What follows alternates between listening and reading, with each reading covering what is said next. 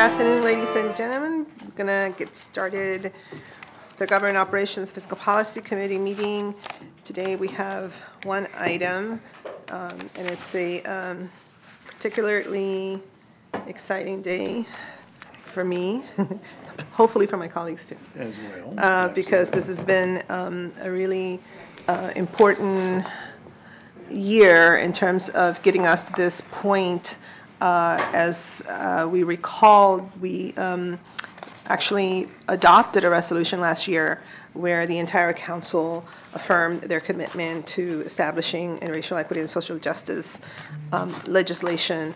And we began the year, we kicked off the year with a really awesome training where all of the county top leadership came together for two-day training by the Racial Equity Institute.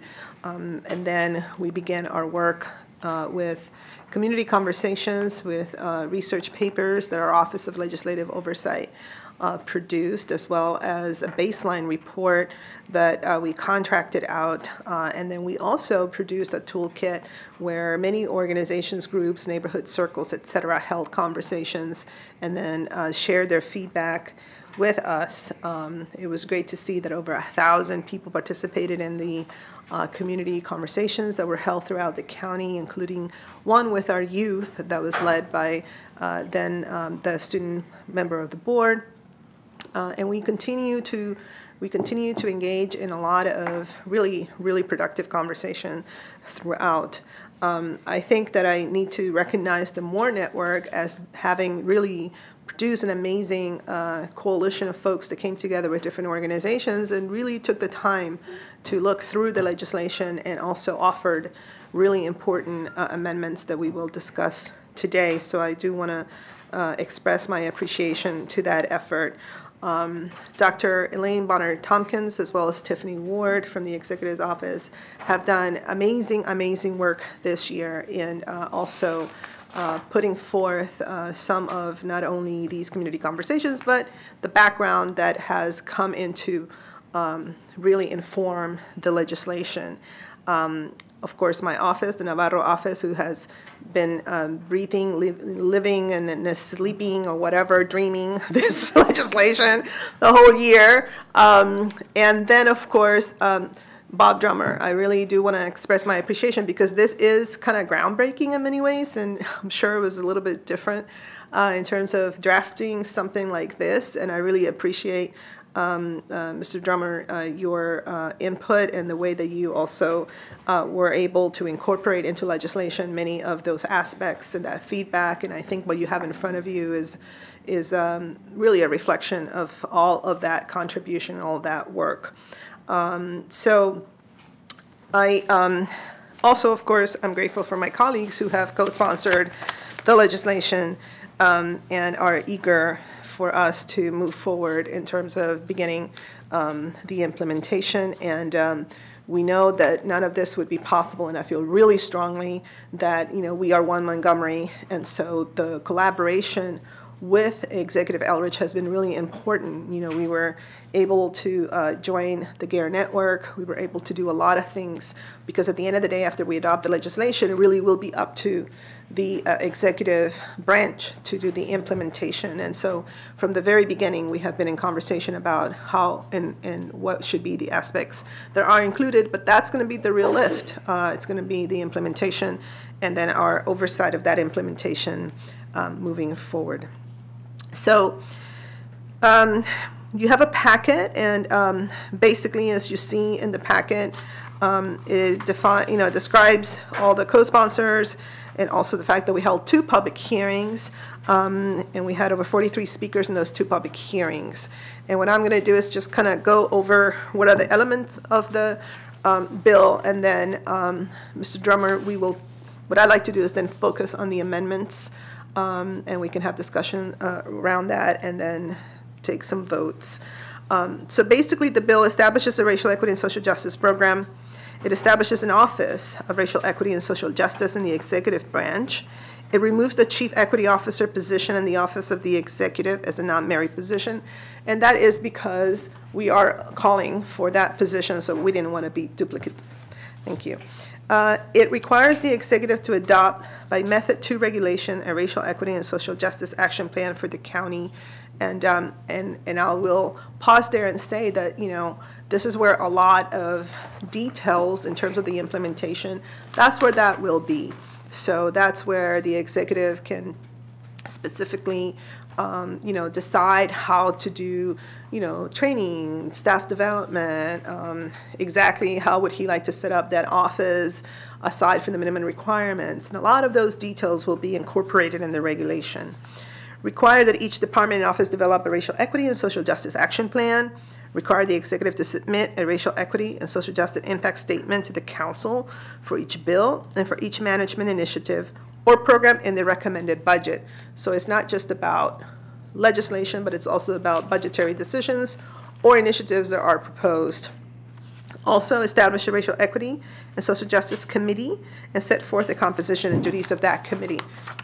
As you know, we have a lot of advisory committees and boards that meet, that provide feedback both to the executive and to the council on how particular areas, policy areas should be addressed. So for example, Commission of Aging, and they have published a really wonderful senior agenda that has really informed a lot of our budgetary decisions and a lot of the initiatives. So that's just an example of something that this particular advisory committee could do. Require the planning board to consider racial equity and social justice impact when preparing a master plan. And I do want to, you know, recognize and acknowledge that the planning board really has already, Parks and Planning really have done a lot already to take that into consideration, and they are well on their way. And I really appreciate also that type of emphasis. So through our 2 public hearings, we also heard a lot of feedback around, you know, suggested amendments, and I think that they were very useful and important particular suggestions that were brought forth that I think could only strengthen the legislation. I have also then, you know, I took that list of feedback that we received and worked with Mr. Drummer to examine and see whether, you know, what we could do regarding many of these particular amendments. I know the executive, subsequent to the public hearing, also sent a list, and I think that we are aligned in terms of those possible amendments. So, Mr. Drummer, why don't you, if there's anything that I left out with what's included in the bill, and if not, maybe we can then begin a conversation about some of the amendments, et cetera, and see whether we can address those. Sure. You described the bill. Just point out the executive, as you pointed out, supports the bill. There were the suggestions at the public hearing are in general described in the packet from the different speakers. And we did get a bill review memo from starting out with the county attorney's office, who suggested some clarifying amendments, mostly around the use of the terms racial equity and social justice were a little inconsistent throughout the bill. And I agree with them. And those suggestions are in the packet here under issue 1, essentially changing them all to read, instead of racial and social justice equity, it'll read racial equity and social justice for the action plan. It goes throughout the bill just to make it consistent. Whenever we use those 2 terms, we call them racial equity and social justice. And then there's a definition in the bill for racial equity. It should include social justice. And so they made some suggestions in the middle of page 3 of the packet of the actual memorandum. Racial equity and social justice means changes in policy, practice, and allocation of county resources so that race or social justice constructs do not predict one's success while also improving opportunities and outcomes for all people. Also to point out that the racial equity and social justice would be the impact statement would be called a racial equity and social justice impact statement. And a few situations where we had race in there and didn't include social justice would now be included.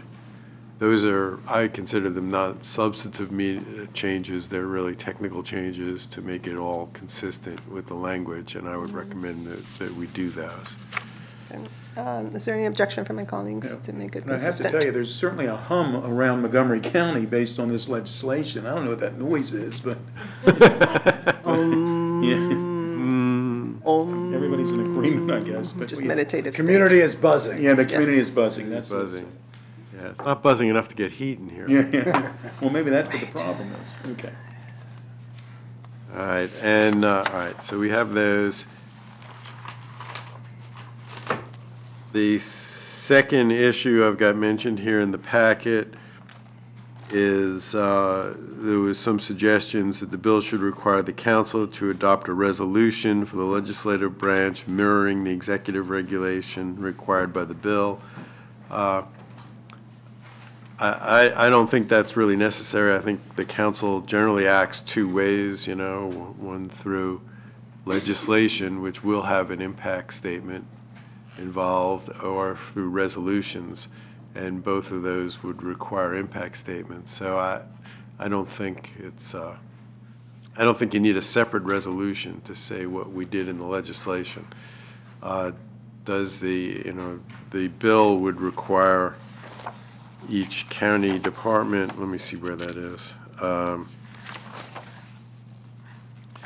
Well, there'd be a, the executive would adopt a regulation by method 2 for the racial equity and social justice action plan, and that would be, of course, need to be approved by the council. Right. As method 2 regulation, so council will be doing that.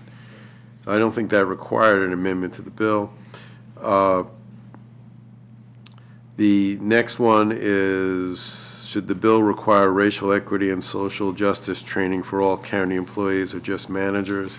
The bill, as introduced, authorizes the new Office of Racial Equity and Social Justice to provide training, or requires them to provide training to county employees, and the action plan would require mandatory training for all managers and supervisors. There was some suggestions in the public testimony that, in fact, training should be offered, some type of training should be offered to all county employees. And Council President Navarro has an amendment, which is in Circle 114, that would require training for all county employees. So that would be the next. Right.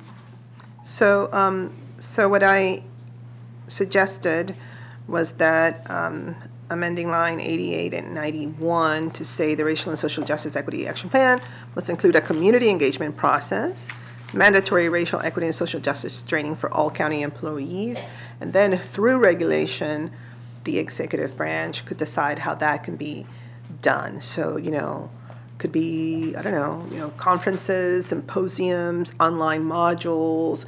It could be sort of an ongoing, kind of staff development, et cetera. But I do think that it's important for all employees to have an opportunity to participate in training, and of course then leave it to the discretion of the executive how to do that. Councilmember Friedson.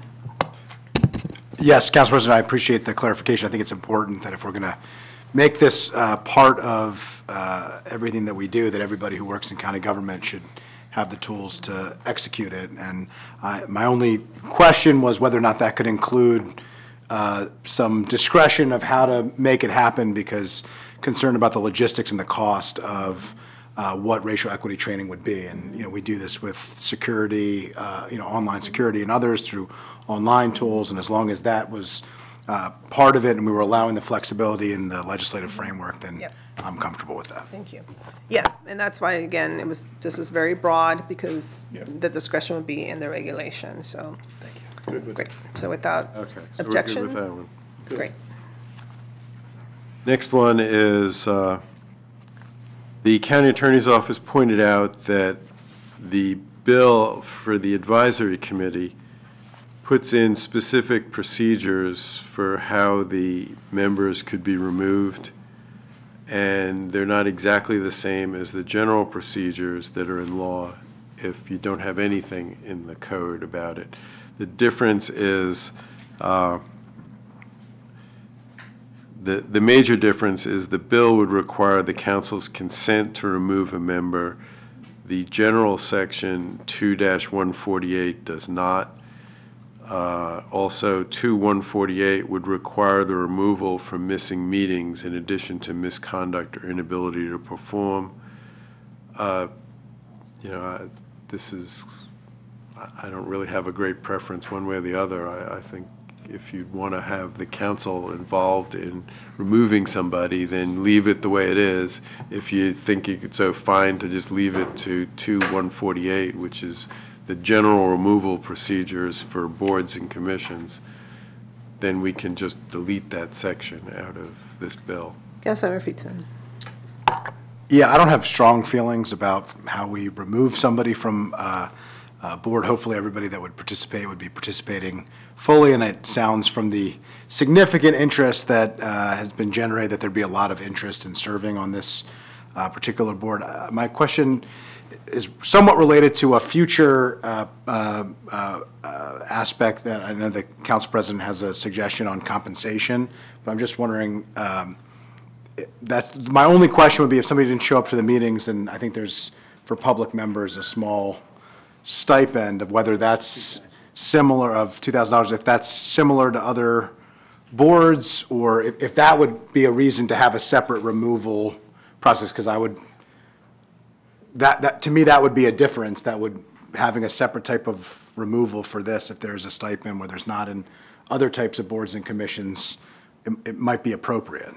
Well, first of all, the $2,000, that's a separate issue we haven't gotten to. The bill does not. But to me, it's related if you. It's related, and we can talk about it together, but it's not a fait accompli. It's not in the bill, the $2,000 compensation. No, I But understand. I think you're right, that it is a different, the compensation, if the council approves compensation for this board, would be different than most every other advisory board that we have. The only boards that I can think of offhand that get paid are generally handling quasi-judicial hearings, the Board of Appeals, the Merit System Protections Board, the Planning Board, but that's really a state entity. Those kinds of boards. Virtually every one of our advisory committees and commissions work without compensation and just get reimbursed for expenses. So this would be different, which I would give appreciate you the some clarification. reason, which would give you some reason maybe. That would change, I mean, my own personal view is what we decide on that would change my view on how if we have something different for removing somebody from a board, because that would be a difference of this board versus other boards. What do we do with the boards that have compensation? What is the policy with that one in terms of removal? Is just, or commissions? I don't know offhand. I mean, Did they fall under the same 2148 section, would- 2148? I mean, 2148 applies if the section creating that board doesn't have a provision for removal. I don't know if the Board of Appeals or the Merit System Protections Board has a separate provision for removal. I'd have to go look that up. I don't know. Councilmember Katz. Thank you. And I guess we should probably are talking about the two together, which makes sense, so we might as well. For the way that someone, for instance, on a commission that gets paid, I get Board of Appeals or whatever, they receive some compensation, I believe. Does the county pay them up front for the year? Do they pay them every 2 weeks? Do you know how that would even work? I mean, the whole question of whether or not, there should be a paid or unpaid is another question, but, I mean, if to Councilmember Friedson's point. Paid as the year goes on. I mean, I don't know for sure, but I would bet that nobody gets paid up front. Yeah, because this is supposed to be a stipend. Right. So what I'm suggesting here, and it was a suggestion from the Moore Network, and the idea obviously is rooted in the fact that what we want to do is give access to as many folks in the county, especially, folks that can provide firsthand experience and input and wisdom, provide them with access to $2,000 stipend so that if they have to cover cost of transportation or childcare, they can do so. So it's a very small amount. It's not really compensation in terms of what we might think of. It's a repayment. It's a stipend. But I assume then that, finance would have to kind of figure that out. Whether they must have some procedures that they would use. probably, my guess is they would probably divide it up by meetings and pay them a percentage per meeting. That takes care of the problem. Right. So I think then that would be tied to this. And I think, so the pivotal question here is whether the council needs to consent to the removal, or is it that we're just going to allow Section 22-148, exist and be applied as it stands? Right. I mean, if you take out the provisions in the bill about removal, then 2-148 would apply, the general provisions, which have provisions where you're automatically removed if you're missing a certain number of meetings, and allows and doesn't give the council a role in removing somebody for misconduct. I'm fine with Section 2-148. I mean, I don't know why we need to create a whole new regime. Okay. I was just trying to understand the difference, and Yeah. the stipend would make Yeah. it different, but I think we just keep. I We're think talking it should be equity. fine. Let's Yeah. be equal here, yeah. All right, so use 2-148, remove separate language, removal language.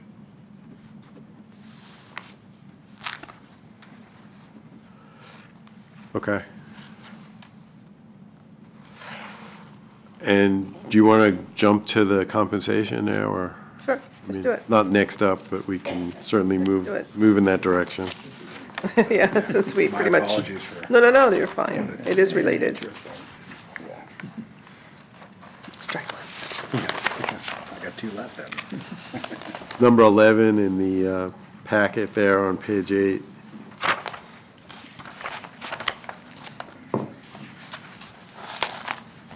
All right, so basically the amendment would be lines 210 to 212, and it would say compensation, except for the 8 public members must receive no compensation for their services, and then each of the 8 public members may receive an annual stipend of $2,000 in reimbursement for expenses incurred in serving. So that is the recommended amendment. Right. Yeah, I mean, to be clear, there are members of the committee, the advisory committee, that are actually being appointed because they're employees of certain organizations in the Right. county, and they're not going to get paid. Right. We're just talking about the public Public. And this members. just Yeah. allows through the regulation. Well, it authorizes it. It authorizes It would be a fait accompli, Per meeting or however, per year. I think what we're establishing is that the public members Be eligible. will be eligible to receive up to $2,000 compensation, and then through the regulatory process, the executive, I guess through finance, would be in charge of putting forth how they're going to disperse this, similar to what we did with public campaign finance. I mean, we had a law, and then finance established kind of like the protocols. Yeah, I mean, I'm sure it would be broken down by meetings. Yeah. Right. Okay. Councilmember Katz. Now, we're using the word reimbursement, so would someone have to submit a bill? How do they get reimbursed? No, they would receive the $2,000 stipend and they get And- reimbursed for any So that's in addition to? expenses, right, in addition. Okay, That would be in addition to expense reimbursements, which all the advisory board members get. okay. So cost to All right. get here, travel or whatever, you know.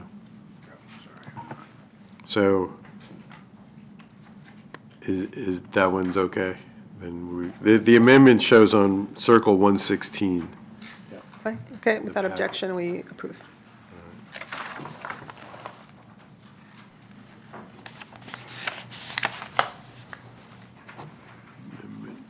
That's Amendment 4 on Circle 16. Okay. All right, the next question is, should a non-expedited bill be invalid without a racial equity and social justice impact statement? And this one there's a couple of amendments related to this one. One is, right now, the executive under the bill would be required to produce the racial equity and social justice impact statement for legislation, and would have to produce a similar statement for each management initiative and operating budget program in the operating budget. That would both fall on the executive, presumably originating from the new Office of Racial Equity and Social Justice. There was certainly some testimony that bills should be held up and invalidated if they don't have such a statement. And Council President Navarro has got an amendment to actually switch the obligation to produce the impact statement for legislation to the Office of Legislative Oversight. If you leave it with the executive and you say that a bill is not valid without a statement, that gives the executive the ability to hold up legislation that 9 council members may want to vote enact simply by not submitting an impact statement, which is certainly not something you want to do. If you move it to OLO, then it is in a similar situation as the recent legislation with the economic impact statements, that it's under the control of the council. The council could then ensure that there is an impact statement if there isn't OLO reports to the council. The compromise in the economic development bill, the economic impact bill, was that for non-expedited legislation would be invalid without a statement, but expedited legislation would remain valid even without an impact statement. And that's Ms. Navarro's suggested amendment here. Just one word that may just fly away, but I would caution you against any time, and as well with the economic impact statements, of enacting a law that would create a reason to challenge your legislation on something other than the merits. But be that as it may, if you want to do that. That's your disclaimer right there. You know, my disclaimer is not something I would recommend, but it's something you've done before with economic impact statements, and it would be similar if the Office of Legislative Oversight. Realizing also that if OLO has this responsibility, they may need more resources, which will come up later. Right, so, correct. So number one, really separating the responsibility of legislation to be the Office of Legislative Oversight to produce that impact statement. Obviously, they would have to work very closely with the administration to get the information or the data or anything like that. And then number two, mirroring the issue of compliance with the economic impact bill. Although, you know, we did speak to Mr. Seelar, you know, he is willing to do this. Obviously, at some point, we'll have to talk about the effective date, because we do need to think of budget process, because obviously they're going to need additional capacity to do that, and it's something that we're going to have to, you know, work through the operating budget process, but they're fine with that. And if we agree on doing that, then, you know, that would take care of this issue of compliance and unintended, you know, consequences. So that's what that is. Great. I was just going to ask about if we talked about effective Yep. dates, so that sounds good. We're gonna address that in a Deal minute. with that later. Yeah. Okay, cool.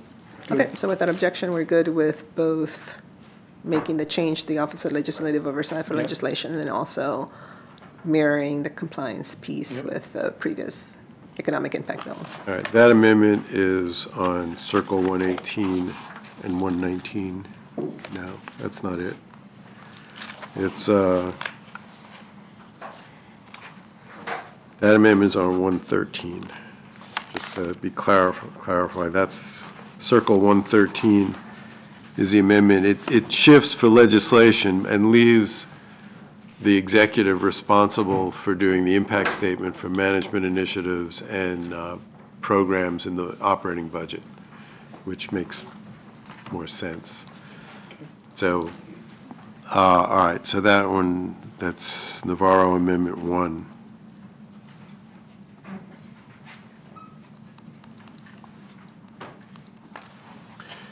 Okay, the next one, just talking about the fiscal impact of the bill.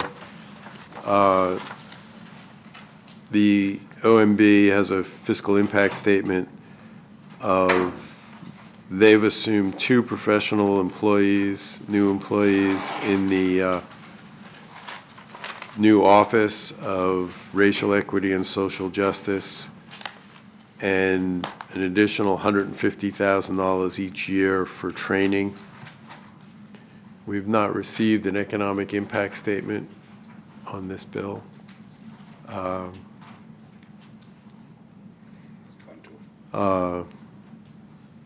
You know, and I have to figure out when I'm not even sure when that bill takes effect, you know. Taken effect yet. We had to, as per our previous discussion, we had to Right, I think we delay it to moved the it point where we allowed back. them to hire. So we still do have economic impact statements at the executive branch. The executive branch is still supposed to do it, yeah, and we just haven't gotten one. I don't know that there's an easy way to calculate the economic impact of this, but it hasn't been done. Oh, we had to do the bill. At least I haven't seen it. And, but the economic impact is based on their estimate. That may be accurate, it may be low. I mean, they're just taking a shot at how many people they think they're going to need. If you move something to OLO and they need another person, that's going to add to it as well. Yeah. And I assume, I mean, I think that this is obviously an approximate impact. As usual. Yeah, statement, and I'm assuming that once we pass the bill and folks begin to really think through how they're going to organize everything, et cetera, this is kind of minimum, something that we're going to have to address during budget as well. But I think, you know, I don't remember when the bill to change the economic impact statement. It's March 1st, yeah. So. Councilmember Friedson. All right. I'm just worried that it's going to invalidate this bill.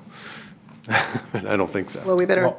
Yeah, we better We make can check sure. on that. I don't wanna do believe we that. specifically moved it to March 1st. I think we did. In order to ameliorate that potential concern. I But know OLO hasn't hired an economist yet.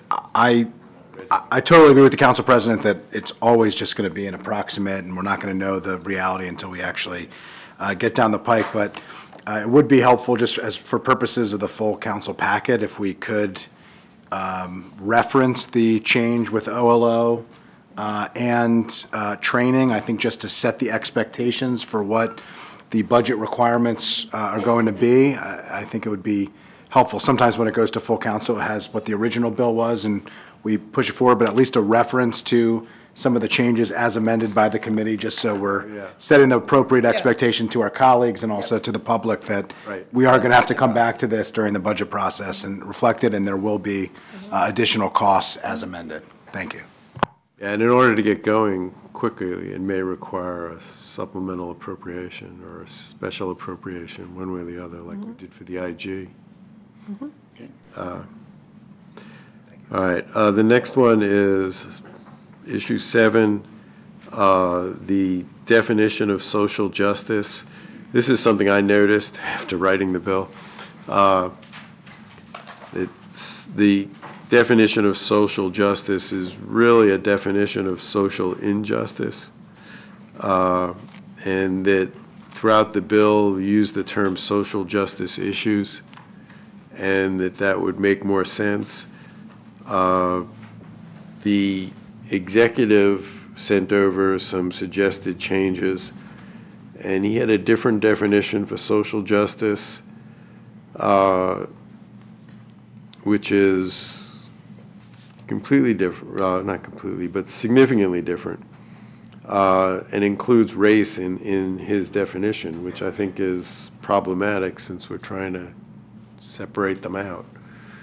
We're having racial equity and social justice, and he's got race in the definition of social justice, which in my mind kind of confuses the two.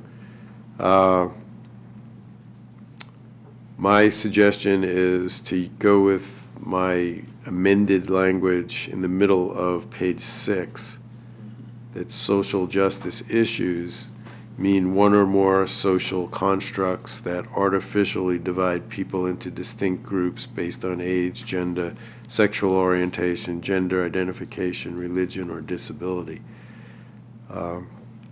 The executive's language for social justice is a little lower in that page in italics. Social justice means that everyone deserves to benefit from the same economic, political, and social rights and opportunities, regardless of race, socio and economic status, gender, sexual preference, religion, disability, or other characteristics.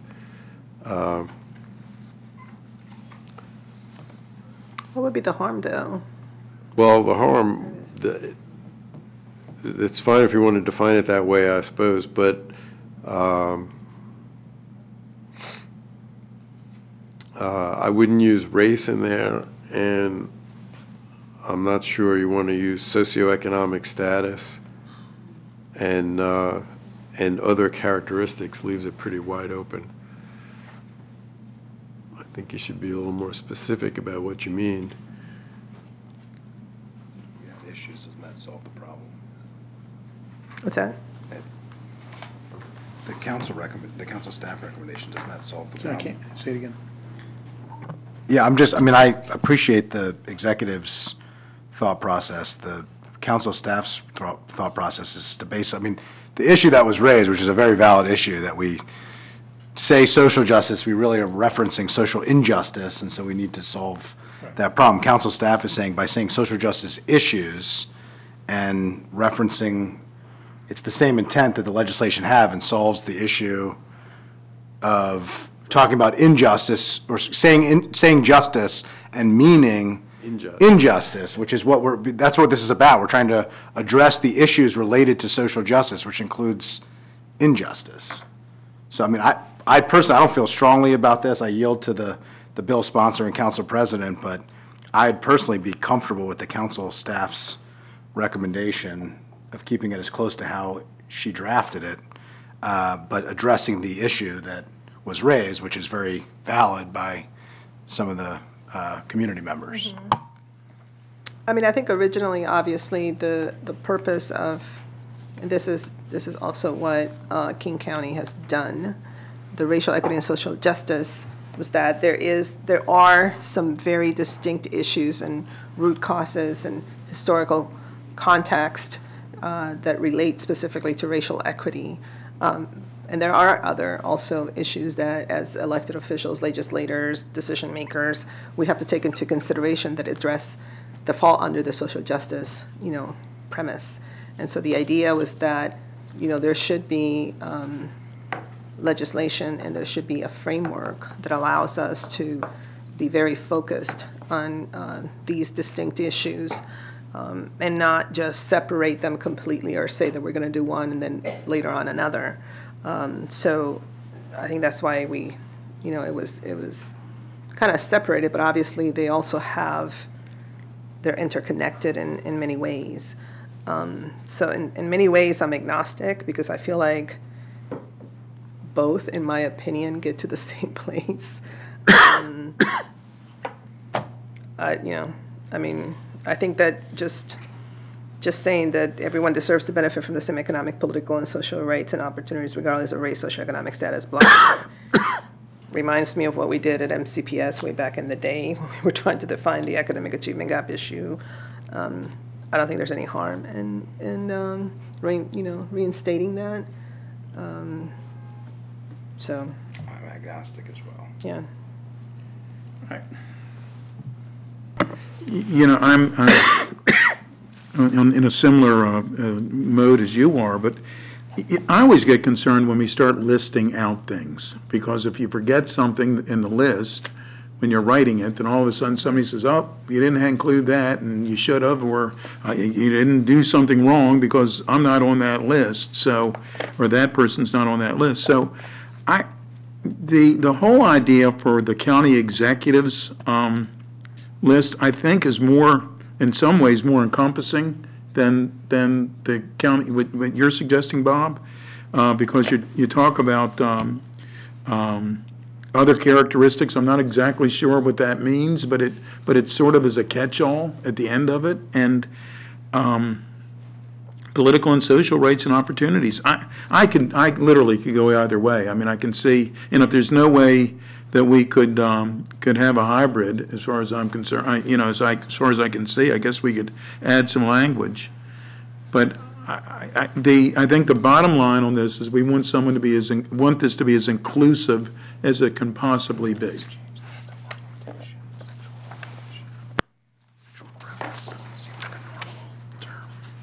Right, yes. Okay, so for the I can go with the social justice definition that the executive recommended. I think Councilmember Friedson makes the point that it should be that we should perhaps say sexual orientation. But I mean, I don't see any problem with the social justice definition that the executive recommended. I think it's pretty. It's more encompassing. Yeah, I think it's all encompassing, with the exception of saying sexual orientation instead of sexual preference. Just to You want to change sexual preference to sexual orientation? Yeah, because I think that's kind of a term that we use, Right. so it can be consistent. Yeah, well, Okay. Thank you.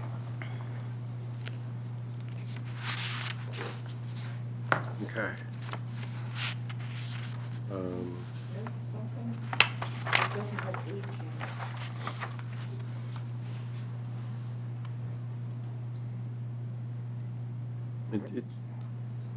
That's true. That's true.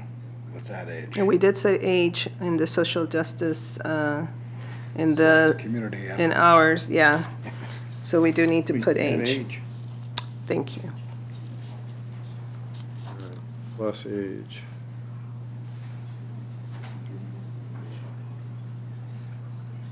And you're going to leave race in there? Yeah, Okay. I don't think it hurts. They're related and different, so that reflects that. All right. Okay. All right. The next one is dealing with the planning board. The bill requires the planning board to consider racial equity and social justice impact when they're proposing a master plan. The state law authorizes the council to establish factors for the planning board to consider in proposing master plans, and the council had already required certain considerations of environmental issues. This adds that. There was a lot of confusion, I think, in some of the correspondence that we were somehow trying to reduce and lower the standard for environmental concerns, which we clearly were not. But there's an amendment that Councilmember Friedson has proposed that would put the original language back the way it was and simply add the racial equity and social impact, the social justice impact statement as a separate line item, which I think resolves any issue as to whether we're trying to lower the environmental standard. So we would recommend that as well. All right. Councilmember Feetson, you're all good with your amendment? Yeah, I'm good. Okay. Thank you. Without objection, we'll You're good with your own amendment? adopt You agree with Councilmember yourself? Feetson's amendment Myself. that he agrees with. Yeah. I might challenge that at some point. I reserve the right to not support one of my own amendments, but on this one, I'm good. Okay. Number 9, this was something that was brought out in the public hearing testimony. We've sort of already touched on it a little bit in definition of social justice, but there were some speakers who talked about, I thought this was about race. Why are we bringing in age, gender, sexual orientation, other things? Are we just watering down our attempt to create racial equity? Judging from the discussion on social justice, I assume the committee is okay with the way it is. Right. I will point out one thing. We also left out in the executive's definition, leaves out gender identity as well. If you want to add that in. Well, I actually thought about that. It just changes instead of, it says gender instead of gender identification. So it does have gender, it just doesn't have gender identification. I think it's fine to I think add. we could do both because under social justice. Yeah, issues, we gender have and both. gender identification are We have often both. Yeah. different. Yeah, so that's what I'm saying. I think we can add it. We should add Add it. gender Yeah. identification. Yes. Yeah. Right. Okay.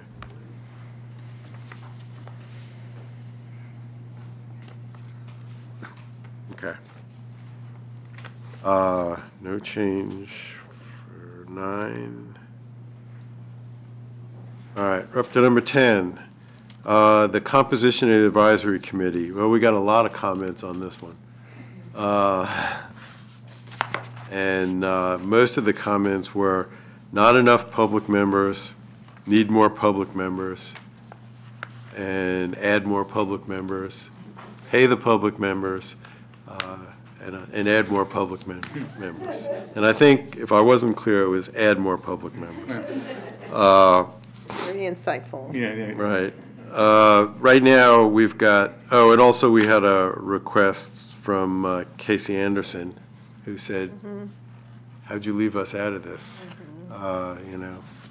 And when you talked about employees of different county agencies and as a member.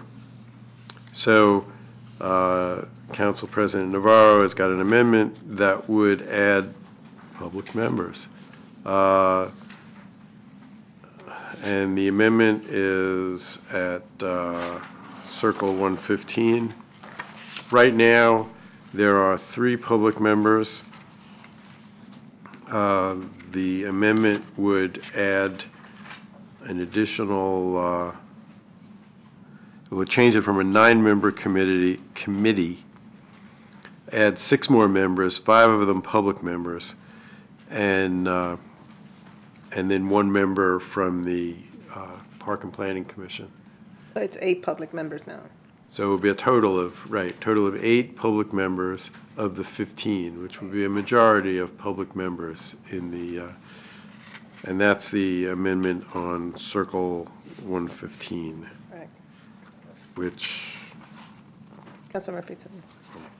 Yeah, I just wanted to propose a friendly amendment to the amendment. I think that the council president has struck a good balance of addressing some of the concerns that have been raised. I just wanted to raise an additional one of whether, rather than it being listed as an employee of the 3 independent agencies, Park and Planning, MCPS, and HOC, that the county executive appoint his executive agencies and the public members, and that the superintendent and the chair of the Park and Planning Commission and the chair of the Housing Opportunities Commission, it be they serve or their designee serve. I just think it's a more common and appropriate way to deal with an independent agency where the county executive is not appointing an employee of an agency that he doesn't oversee. That's great. So just a friendly amendment. I accept the friendly amendment.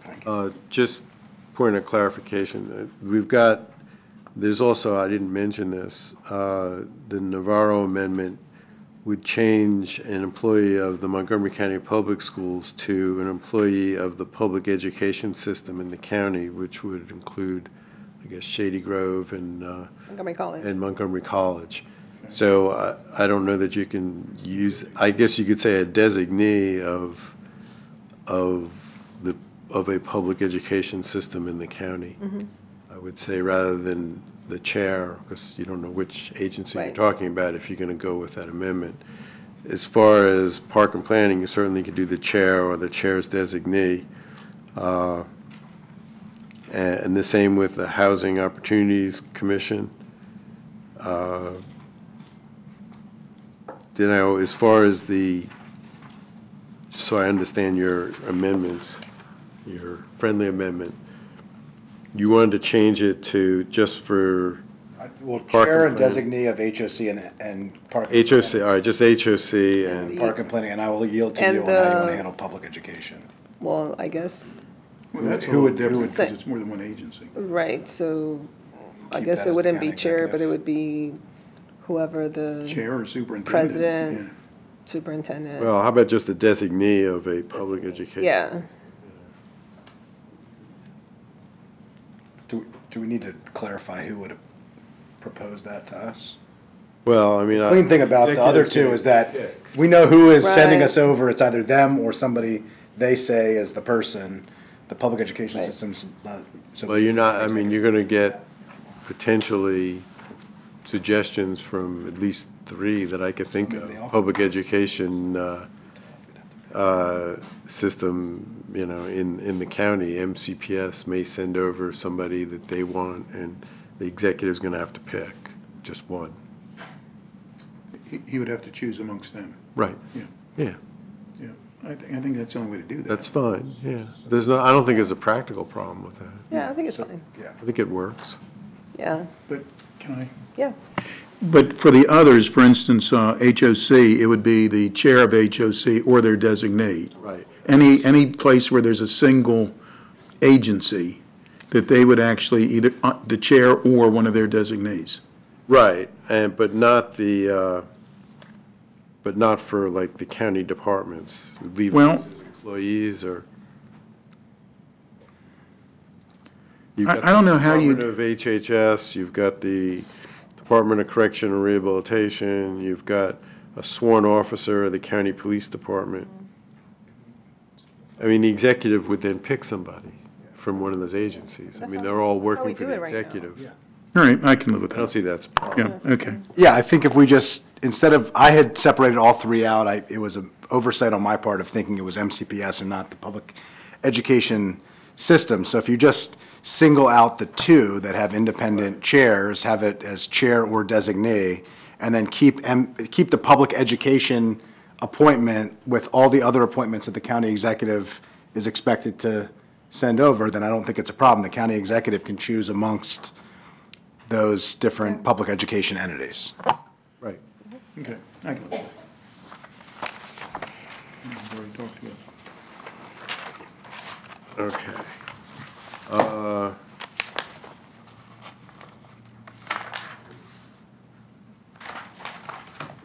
Oh, I should mention, the executive also requested that the executive be given discretion to choose the departments from which the employee members will be appointed. We've listed specific departments. I will say that probably does have that authority, even under this law, because it says it should be from this department. I would assume he really could do it from someone else, from a different department. He'd get away with it.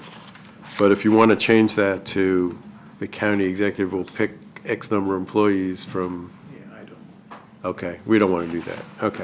I don't.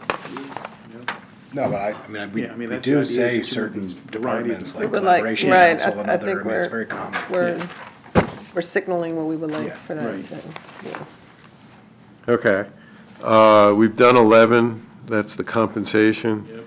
12 is should the advisory committee have additional duties? And again, Council President Navarro has got an Amendment 5 on Circle 117. some of the duties that were requested by some of the speakers are not legally possible, like giving the advisory committee the authority to stop legislation. But there is an amendment here on Circle 117, which would require the advisory committee to meet periodically with the racial equity and social justice lead for each department and office. That's on Circle 117. Mm-hmm.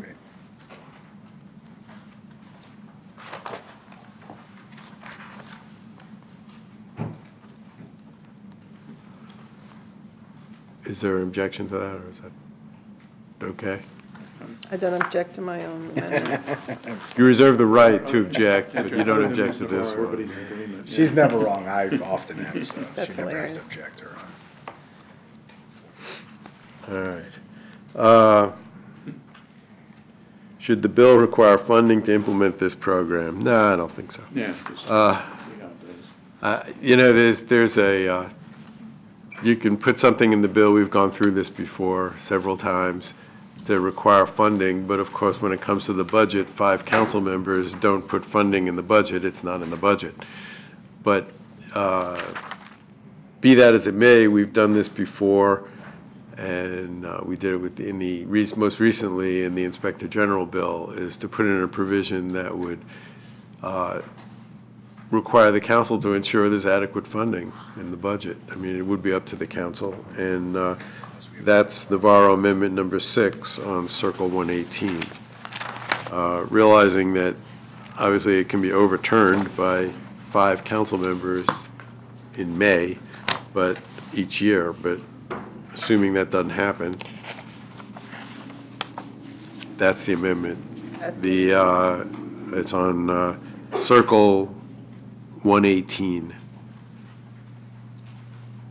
Any objection? Can I? Sure. For the whole idea that it says full funding, wouldn't it be, once the council approves the budget, wouldn't that be the full funding at that point? I mean, I don't know what full funding would be other than that. I mean, if the county executive sent over his suggested budget, it's only a suggested budget, but it would not be, was that the number that people were looking for, or was that The amendment says that the budget is sufficient. I don't know that it says full funding. It says sufficient for the office to provide the services required and to I'm looking at implement the racial equity and packet social rather than the justice amendment. action. Yeah, the amendment. The amendment takes care of that? Ensure that the Doesn't say operating full budget is funding, it sufficient just for the says- office. Yeah. It takes care of it. Thank you. All right. Now, the next one, which I think is the next to last one we have, is the description of the mandatory components of the Racial Equity and Social Justice Action Plan. The executive made some suggested modifications in the language, and you can see on page 9 the language that's in the bill, and then the language that the executive is suggesting, which I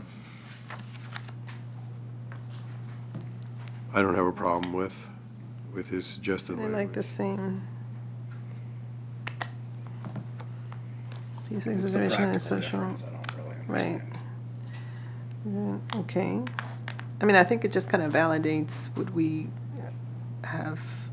I don't think it's substantively different. listed. I didn't either. So we're fine. It's your call. Sure. So we're We'll be okay with collegial it? with the executive, and we will, 6 of one Accept. and a half dozen of the other. Okay. Reads pretty much. Use executive's language. The last issue, which isn't in the packet, it should have been, is the effective date. Right now, the bill it's a non-expedited bill, and it has a transition clause for specific reports, the first reports that are due.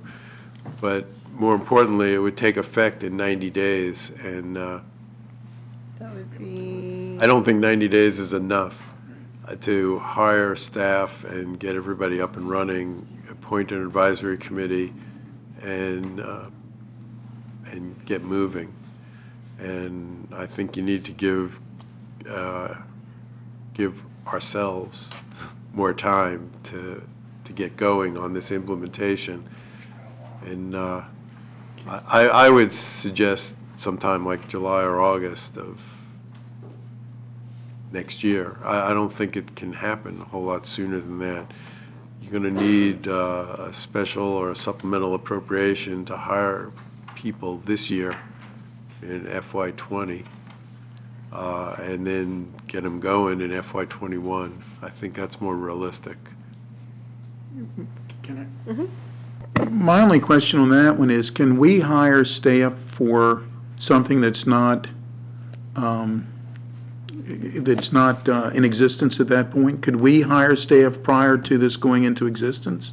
How does that work? Well, if there's money in the budget to hire, for positions, yeah, you So- could. But I mean, I think you can, but you can't, there just has to be money in the budget. I don't know that there's extra Right. positions floating around in the executive branch that they could hire, the professionals they need in the Office of Racial Equity and Social Justice.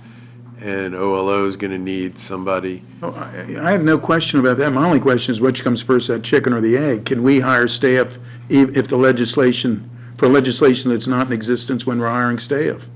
is there a way to pass the bill and incorporate language that says, Go ahead and take care of this. you can start, something to the effect that, of course, if OLO and the executive are not ramped up in full capacity to produce the impact statements right away, that we would give the requirement of the impact statement, let's say it starts, let's say in August, but that they should begin to build up their capacity and establish, because that's going to take a little while anyway. Absolutely. I just don't, a part of me, so I am sensitive to the fact that we need to think about the whole budgetary piece and the budgetary process. But I also don't want to wait until August Right. to begin to put into place certain things, because then we're talking really to be kind of fully operational, maybe like in December of 2020. A year from now, yeah. Well, So I don't know. here's a suggestion, maybe. I'm just thinking out loud, but we could simply delay the requirement of the impact statements till August 1st. Until everybody's all And- set, right, But the bill They will need to still take proceed. effect in 90 days. yeah. And then we can advertise for people for the Yeah. committee Yeah. and everything else. All right. Yeah, and it gives the executive time to see whether they have existing resources that they can deploy. Do we need a special appropriation or not? I mean, but at least things are happening. Councilmember Feetson. Yeah, well, I'm glad you said that. I was going to say we can, there's different parts of this bill. We Yeah. could separate Yeah. them out to start on some, and I was going to specifically say the impact statement is an obvious one where you can't do those unless you have the staff Right. to do them, and we shouldn't set expectations Infrastructure. that can't be set up. But, so I think that solves that. I think in terms of the specific date, I'd like to hear specifically from OLO and, So although CLR said August 1st would be his preferred time to be all ramped up, so I think that if we do change the date for the impact statements to maybe July 31st or something like that, I think that gives, he said that would be the time period that he would need in that respect. And we're in the next and then are there any other, I'm trying to think of what else is in are there here. any other, that was the one that I thought of. I don't know if there's any other aspects of this that would need to be delayed, but I think that that's the main one, at least the one that I could think of.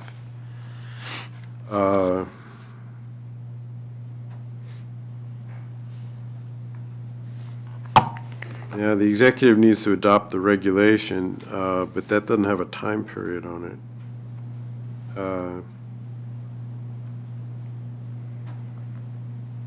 And each department develop its own racial equity and social justice action plan, also doesn't have a specific time deadline.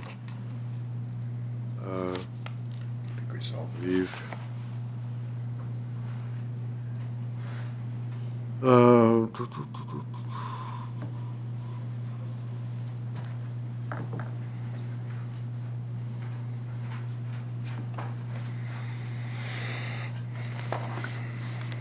I do want to acknowledge that I think around 2:45, we did receive some, I was just texted, some feedback from the African American Health Program. I think that there are some recommendations regarding the Office of Human Rights to be included in the Equity Advisory Committee.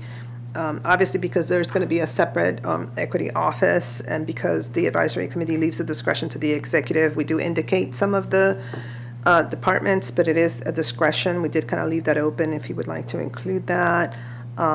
We did address the number of members of the advisory committee. I think we did. They don't recommend compensation beyond transportation, parking, and childcare. So I think that we do have that stipend, and that takes care of that. In terms of holding the meetings in the evenings, I think that's something that through regulation the executive can address. And also they believe that there should be a strategy of commencing with the racial group with the worst longstanding outcomes. I think that our work really has to be all-encompassing. I really feel strongly about that, and I think that we have the capacity to make sure that we are addressing all of the issues, the root causes, et cetera, of those groups that have historically had longstanding, persistent inequities, gaps, and disparities. And so I know that, folks are going to work very diligently to address those issues, but we cannot, that's just my personal opinion as this legislator that has been sitting here for a long time, we don't have the luxury of time to say that we're going to just focus on addressing and eliminating disparities with one group and then take another group, because we have a responsibility for everybody. So we will work diligently to ensure that all of those groups that have been disproportionately affected by gaps, inequities, injustices, et cetera, that they are addressed appropriately. And that's why having legislation is so important, because it's no longer dependent on the goodwill of decision makers. It's something that now it's going to be mandatory and it's going to be into law. So I just wanted to address that because we'd received this so late that we weren't able to incorporate it into the packet. But really appreciate that, that feedback. Okay, sorry, digressed a little bit to acknowledge that. All right, so what I have is the section on impact statements for legislation would not take effect till August 1st. August 1st is fine. And the rest of the bill would take effect in 90 days. 90 days. Yes. And then the only thing left, I don't have any other issues, is your vote on the bill itself. Okay, I assume you're in favor of it? I don't know. Maybe not. Without objection, we will adopt the bill as amended. You want to raise your hands? Shall we raise our hands? Makes for a better picture. Yes. Yes. There we go. I know we were wondering about you, Councilor Gatz. I was leaning back. I didn't realize we were taking pictures. All right, so we will schedule this for next Tuesday, and hopefully we'll be able to take a vote next Tuesday and celebrate Thanksgiving. Thank you very much, everybody. Thank you for your hard work.